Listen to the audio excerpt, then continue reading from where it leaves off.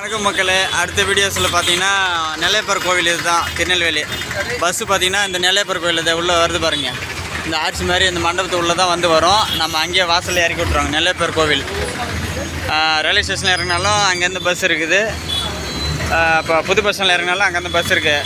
Bus number வந்து 2T Nellaiappar கோவில் சொல்லிட்டு போட்டு வரும். அந்த பஸ்ஸில் ஏறினீங்கன்னா இங்கே கொண்டு வந்து இந்த திருநெல்வேலி ஏற்றுக்கடை அல்வா அப்படியே கோயில் வாசல்லேருந்து அப்படி நேராக திரும்பினீங்கன்னா அதை பாருங்கள். இந்த ஆட்டோ நிற்கிது. ரொம்ப தூரம்லாம் கிடையாது, ஒரு 4-5 கடை தள்ளி நெல்லை சரவணபவன் பக்கத்தில். அதை பாருங்கள், கூட்டம் நிற்க தெரியும்.